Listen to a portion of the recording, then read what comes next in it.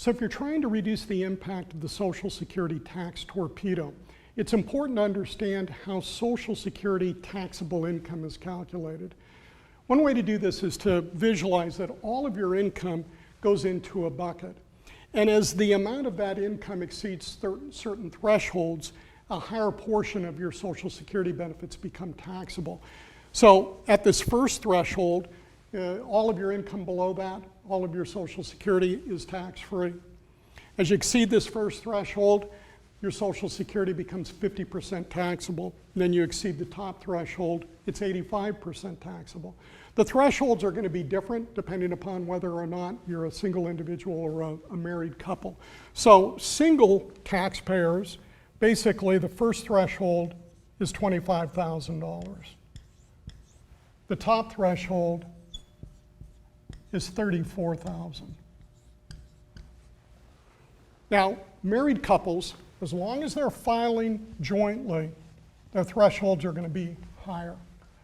So for a married couple, it's $32,000. That's the first threshold. The second threshold is $44,000.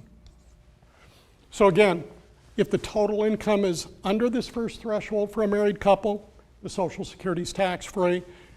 When it exceeds that threshold, then it's going to be taxable at different percentages depending upon which threshold they're at. Now, here's the key about this. Not all of the income is treated the same way as it goes into the bucket. And in fact, some sources of income don't go into the bucket at all. So first of all, here's something very important.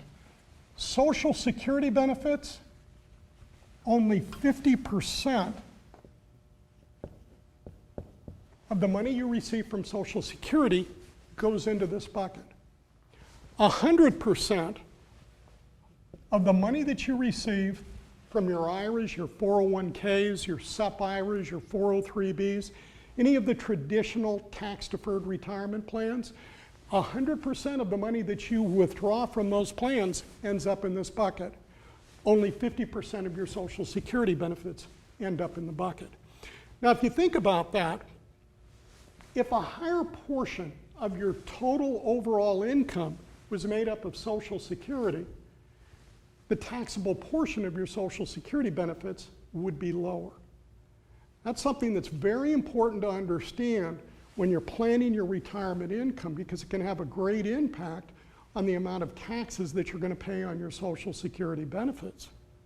Now, there's another thing that's important to consider, and that is that some sources of income don't go into this bucket at all. So as an example, any of the dollars that you might receive from a Roth IRA, none of that money goes into this bucket. There's a few other instruments as well that are not included.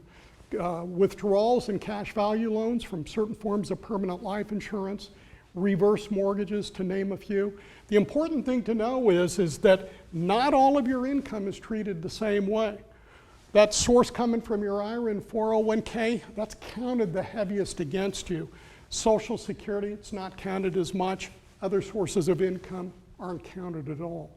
Now, this is an extremely important topic. It's a reason that I spend quite a bit of time in my book talking about different ways that you can be tax-wise about structuring your future sources of income.